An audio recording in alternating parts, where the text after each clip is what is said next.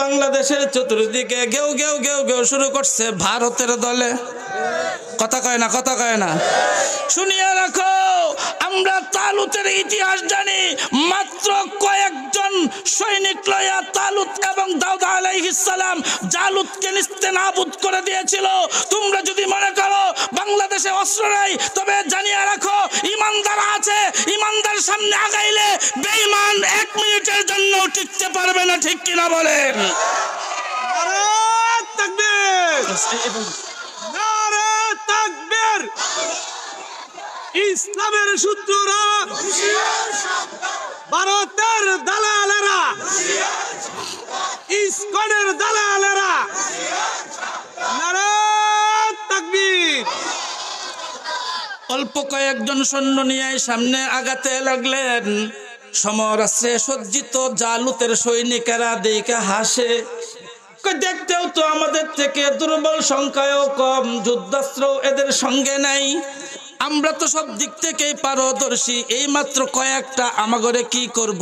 যুদ্ধ এখনো লাগে নাই। এমন সময় এক বেটার 12 পোলা, কথা কয় না, বাপ লইয়া মোট কয়জন? এরা এসে উপস্থিত হয়েছে। এদের মধ্যে একবারে সব থেকে ছোট্ট একটা মানুষ, এর নাম হলো দাউদ। সুবহানাল্লাহ কয় না? এই তোমাদের মাঝে উনি কি তালুত বাদশাহ? কয় হ। কয় বাদশাহ শুনেন। কয় কি? কয় আমারে একটু জালুত বাদশাহ দেখাইয়া দেন। কয় তুমি ছোট্ট মানুষ, জালুত বাদশাহ দিয়া কি করবা? কয় ওরে মাইরা ফালামু। আল্লাহু আকবার কয় না রে?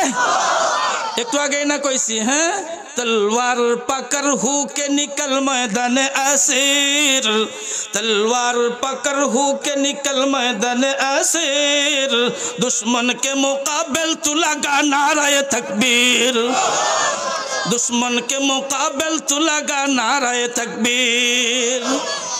ছোট্ট একজন মানুষ, একবারে ছোট, এর মতো ছোট। এই ছোট্ট মানুষটার বয়স কেবল 9 থেকে 11। লোকটা যায় কয় তালুত হয়ে আপনি আমারে একটু চিনাইয়া দেন জালুত কুন্ডার নাম, পরে আমি মারবো, হত্যা করে ফেলবো। কয় তুমি কি বলো? তুমি জানো জালুতের গায়ে শক্তি কি? সে তো খালি হাতে 1000 শত্রুকে হত্যা করে ফেলে। অস্ত্র থাকলে আরো না জানি কি করতে পারে। এটার সব দিক থেকে আল্লাহ ওরে শক্তি দিয়েছিল। শক্তিটা ইসলামের জন্য ব্যবহার করতে, কিন্তু বেঈমান ব্যবহার করছে ইসলাম ধ্বংস করার ক্ষেত্রে। কথা বলেন ঠিক কি না? আমাদের অনেকের এই টাকা আছে, অনেকের এই শক্তি আছে, অনেকের এই বুদ্ধি বিবেক আছে। এগুলো তো আল্লাহ দিয়েছিলেন তার দ্বীনের কাজে ব্যবহার করতে, কিন্তু আমরা এগুলো দেখা দেখা অন্যত্র ব্যবহার করে নিজেদের উপর জুলুম করেছি। আর জুলুম করলে কি জানি আসে? গজব। কি আসে জানো? আরে ওই বনি ইসরাইলের দিকে তাকায়া দেখো না, কি পরিমাণ গজব আসছে। আজকে তাদের মেয়েগুলা ঘরে নাই, বউ বিবাহ করে আনছে, বাসর রাত তো তাদের করার সাধ্য নাই, কারণ বিবাহ করে বনি ইসরাইল আর সজ্জা করে জালেম আমালিকা। ওই আমালিকার সম্প্রদায় নতুন বউটাকে পর্যন্ত তুলে নিয়ে যায়। বলেন তো ইতিহাসের মাঝে এর চাইতে নিকৃষ্ট বর্বরতা আর বনি ইসরাইলদের জন্য এর চাইতে বড় জুলুমের শিকার কি পৃথিবীতে আর কেউ কোনোদিন হয়েছে নি? তবে কিছুটা হয়েছিল বাংলার জমিনে 71-এর সনে, যেটা ইতিহাসের পাতায় পড়েছি, নিজের চোখে দেখি নাই। পাকিস্তানিরা আমাদের দেশের মা বোনদের ইজ্জতের মাঝেও হাত দিয়েছিল। তবে এটাও সত্য, যতবার জালেমরা অবলা নারীদের ইজ্জতের উপর হাত দেয়, আল্লাহ তাদের এই হাতগুলোকে আস্থা রাখে না। জালেম যদি কাফের হয় তারাও আল্লাহ শেষ করে দেন। জালেম যদি নামাজিও হয়, এই জালেমটাকেও আল্লাহ ছাড় দেন না। এরাও যদি তওবা না হয় আল্লাহ ধ্বংস কইরা দেন। জালেম যদি বক্তাও হয় এরাও আল্লাহ ছাড় দেন না। জালেম যদি ইমামও হয় এরাও আল্লাহ ছাড় দেন না। এবার আপনার একটু কষ্ট করে জুড়ে চিৎকার করে বলবেন, জালেম যদি শ্রোতা হয়, মুসল্লি হয়, এগর কি রক্ষা আছে? জালেম যেই হোক, যদি জালুম ছেড়ে তওবা না করে কোনো ধরনের লাভ নাই, কোনো ধরনের। কোনো ধরনের ফায়দাও নাই। এই যে ছোট্ট মানুষটারে দেখাইয়া দিছে, ওই যে এটা হলো জালুর সামনে চলে গেছে। এই তুমি পিচ্ছি এখানে কে? এই এত বড় যুদ্ধের মাঝে তো, যেখানে ডাক ডুল পিটাইয়া যুদ্ধ, ঘোষণা দিয়া যুদ্ধ, এমন কঠিন সমরাস্ত্রের যুদ্ধ হবে, সৈনিকরা প্রস্তুত, তুমি তো তীরের আঘাতে ঝাঁঝরা হয়ে যাবে। তুমি এখানে এসেছো কেন? তুমি কোন পক্ষের সন্তান আমার জানার ইচ্ছা নাই, তবে তোমার দেখতে বড় সুন্দর দেখা যায়। সুবহানাল্লাহ কয় না? কারণ যেই যুগে আল্লাহ যারে নবী বানায় পাঠাইছেন, ওই লোকটা সারা পৃথিবীর সব মানুষের চাইতে সুন্দর হয়। কাজেই এই মানুষটা দাউদ কিছুদিন পরে নবী হবেন। এই কারণে সুলাইমান নবীর আব্বা উনি, সুলাইমান নবীর আব্বা দাউদ আলাইহিস সালাম, উনি তো সুন্দর থাকবেই, তাই একটু হালকা মায়া লাগছে আর কি, ভাব দেখাইছে। তুমি এত ফুটফুটে সন্তান, দূরে সরে যাও, তোমার এই যুদ্ধ ময়দানে থাকার প্রয়োজন নাই। কয় যুদ্ধ আমি করতে আসছি। কয় পিচ্ছি কি কও, তুমি কার সাথে যুদ্ধ করবা? কয় আমি সরাসরি তোমার সাথে যুদ্ধ করব। কয় তুমি আমারে দেখছো নি? কয় দেখার দরকার নাই, আমি তোমারে মেরে ফেলবো। কয় কেমনে তুমি মারবা? তোমার কাছে তীর নাই, তলোয়ার নাই, কোনো ধরনের অস্ত্র নাই। কয় আল্লাহর দেওয়া শক্তি আছে। সুবহানাল্লাহ। কালকে বাইতে যায় কইবেন নি শক্তিটা কি? শক্তিটা কি? ওই যে 12 ভাই আর একজন 13 জন বাবা সহ আসতেছিলেন, পথের মধ্যে দাইকা পাথরে সালাম দেয়া কয় দাউদ, আমি এই যে মাটির মধ্যে পড়ে আছি, পাথর তুমি আমারে করে এলাও, এই পাথরটা তুমি তোমার সঙ্গে রাখো, যুদ্ধের ময়দানে আমি তোমার কাজে লাগবো। সুবহানাল্লাহ। আর একটু দূর আগাইছে, আর একটা পাথরের ডাক দেয়, টুন টুন করে আওয়াজ করে কয় দাউদ হে, আমি তোমারে সালাম দিয়েছি, তুমি আমারে কুড়ায় আলাও, যুদ্ধের ময়দানে তোমার কাজে আমি আসবো। আর একটু আগাইছে, আর একটা পাথর টুনটুন করে আওয়াজ করে আর সালাম দিয়া কয় দাউদ, তুমি আমার করে এলো, কাছে রাখো, যুদ্ধের ময়দানে আমি তোমার কাজে লাগবো। ওই যে 3টা অস্ত্র, 3টা পাথর, এটি ব্যাগের মধ্যে একটা থৈলার মধ্যে ঝুলাইয়া রাখছে। যেই জালুত অনেক হুঙ্কার দিয়ে বসলো, এই তুমি আমার ব্যাপারে জানো না, তুমি আমাকে কি বলছো, হত্যা করবা এই সেই? কয় হ্যাঁ তুমি রেডি হও, আমি তোমাকে এখনই হত্যা করবো। জোরে বলেন আল্লাহু আকবার। আমি তোমার এখনই হত্যা করব। কি পরিমাণ পাওয়ার রে! এই কথা বলেই বিসমিল্লাহ বলে ব্যাগের মধ্যে হাত দিছে, ছোট্ট একটা কঙ্কর উঠাইছে, আর আল্লাহর নামে এই দিকে জালুতের দিকে ছাইরা দিছে। অনেক মোটা তো, শরীরের মধ্যে যায় লাগছে। আল্লাহু আকবার। কে কে কয় না একটু গণেন তো? চিৎকার দিয়ে জোরে বলেন আল্লাহু আকবার, আল্লাহু আকবার, আল্লাহু আকবার। যেই মাত্র কিতাবের মধ্যে লেখছে, বানায়াতে বলতেছি না আমি, এগুলো তো সূরা বাকারার সরাসরি আয়াতের তরজমা, কিন্তু সবগুলো আয়াত পড়ার সময় তো নাই। যেই মাত্র পাথরটা ছুঁড়া দিছে, বিশ্বাস না হইলে তাফসীর ইবনে কাসির পড়ে নিয়েন, এখানে সবগুলো মোটামুটি পাওয়া যাবেন। বন্ধুরে, যেই মাত্র পাথরটা ছুঁড়ে দিছে, প্রথম আঘাতটা লাগে অর্ধেক কাতর, সঙ্গে সঙ্গে দাদা সাল্লাম দ্বিতীয়টাও ছাইরা দিছেন, বৈশা থাকেন নাই, আর একটু কাতর হয়ে গেছে। তৃতীয়টা ছাইরা দেওয়ার সঙ্গে সঙ্গে ঘোড়া সহ জমিনের মধ্যে লুটে পড়ছে। 2 মিনিটের ভিতর আওয়াজ চলে আসছে, যুদ্ধ করার প্রয়োজন নাই রে, জালুত বাহিনী কে কোথায় আসো, দৌড়ায়া জীবন পালাও, পালাও জীবন বাঁচাও। কারণ আমাদের বাদশা জালুত আর দুনিয়াতে নাই, এই পিচ্চি একটাই বাদশারে মাইরা পালাইছে, বাকি এগুলো আসলে তোমাদের কেউ কচু কাটা কইরা ছাড়বে। যদি ইমানদার তার আমল নিয়ে সামনে আগায়, বিজয় তো আসবেই আসবে, এটা নিশ্চিত। কথা কয় না? তবে হ্যাঁ, যদি তুমি আর আমি জালেম হয়ে যাই, অবশ্যই অধপতন আসবে নিশ্চিত, যেমন বনি ইসরাইলের উপর এসেছিল।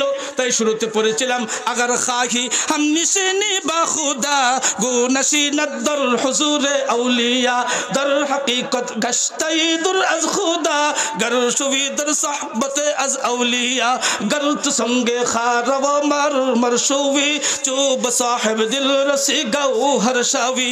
আমি আমার আলোচনা ইতি করছি, আমি আমার আলোচনার ইতি টানছি। আমি এতক্ষণ যা বললাম, 2টা কথা বুঝাইলাম। জুলুম যদি এর উপর করি, বিপদ আমার উপর আসবে। কথা বলেন ঠিক না বে ঠিক? জুরে না বললে কিন্তু দেরি করুম। যদি আমি আপনার উপর জুলুম করি, আমার উপর বিপদ আসবে, আর আমি যদি আমার উপর জুলুম করি, বিপদ আসবে কি না? জুরে কয় না, আসবে কি না? আমি খালি ওয়াজই করলাম, নামাজ পড়লাম না, আমি তো বড় জালেম। কথা কয় না? আমি শুধু ওয়াজ করে বেড়াইলাম, আমি যা বললাম জীবনে আমল করলাম না, আমি তো বড় জালেম, শুধু সুরেই দিলাম আর জীবন ভরা মানুষকে বুঝাইলাম যে আমল করলাম না, আমার মতো জালেম তো পৃথিবীর জমিনের মধ্যে আর নাই। আল্লাহ এই জন্য বলে দিয়েছেন লিমা তাকুলুনা মা লা তাফআলুন, এ জালেম তুই কস কেন ওইগুলা যেগুলা তুই মানিস না, কথা কয় না। কাজেই বুঝাইতে চেষ্টা করলাম নিজের আমল অনেকভাবে নষ্ট হয়, গীবতের মাধ্যমে নষ্ট হয়, জুলুমের মাধ্যমে নষ্ট হয়। কথা বলেন, কথা বলেন। গীবতের মাধ্যমে নষ্ট হয়, জুলুমের মাধ্যমে নষ্ট হয়। জুলুমটা খালি অন্যের ক্ষেতের ধান কাটলে জুলুম হয় না, বরং আল্লাহর হুকুম নামাজ না পড়লে জুলুম হয়, আল্লাহর হুকুম রোজা না রাখলে জুলুম হয়, আল্লাহর হুকুম যাকাত না দিলে জুলুম হয়, আল্লাহর হুকুম হজ না করলে জুলুম হয়, আল্লাহর হুকুম দ্বীনের তাবলীগ না করলেও জুলুম হয়। কথা বলেন ঠিক কি না? কাজেই আমরা কি জালেম হইয়া নিজের আমল নষ্ট করব? যারা বলেন এগুলা করার জন্য আল্লাহ ওয়ালাদের কাছে যাওয়া দরকার, কথা কয় না, কথা কয় না। এইগুলা ঠিক রাখার জন্য আল্লাহ ওয়ালার কাছে যাওয়া দরকার, মুফতি আমদাদুল্লাহ সাহেব হুজুরের কাছে যাওয়া দরকার, সাভারের মতিউর রহমান সাহেব হুজুরের কাছে যাওয়া দরকার, চিল্লায় বলতে হবে ঠিক তবে ঠিক।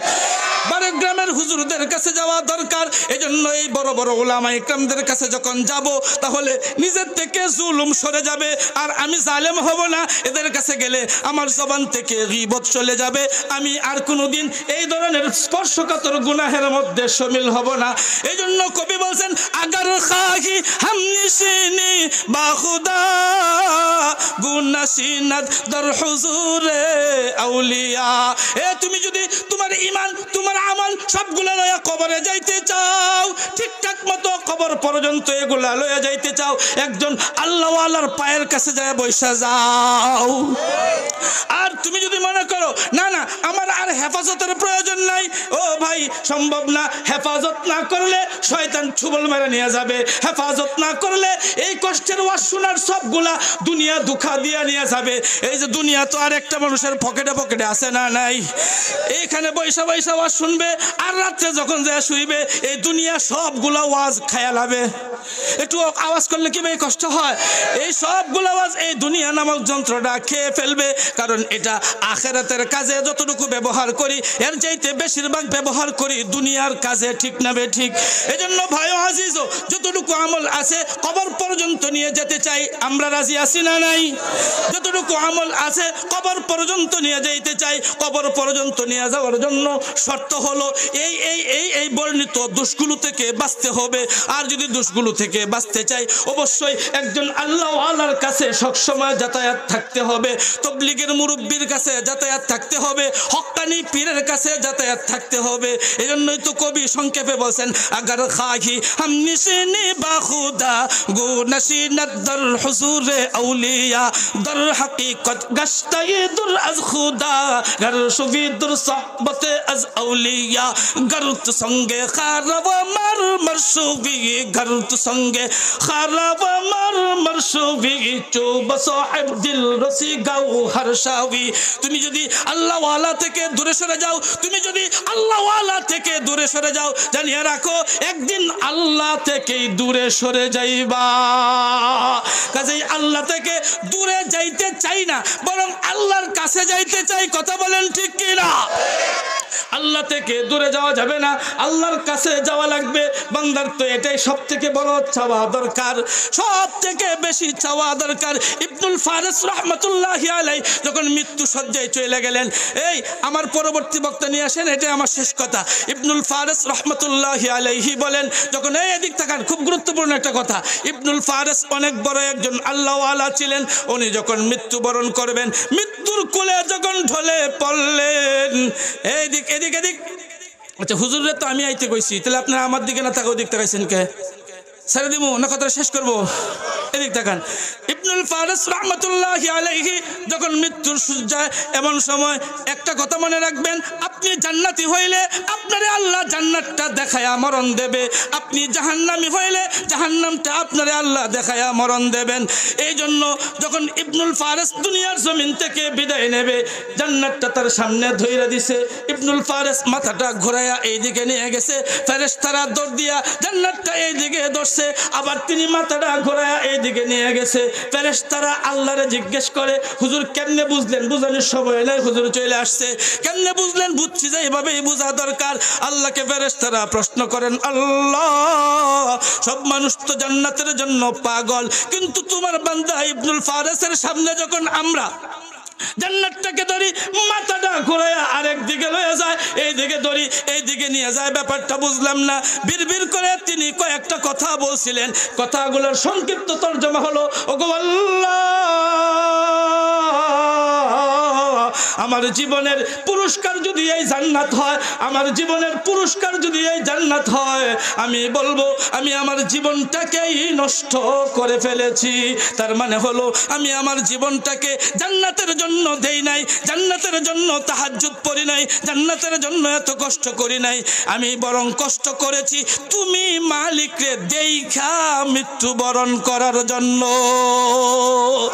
আল্লাহ পাক বলে দিলেন, এ ফেরেশতারা জান্নাতটা সরা, বান্দা আমারে দেখতে চায়, আমারে দেখলে সে শান্তি পাবে। আরে ইমানদার তো শুধু জান্নাত চায় না, বরং জান্নাতের মালিককে চায়। কথা বলেন ঠিক কি না?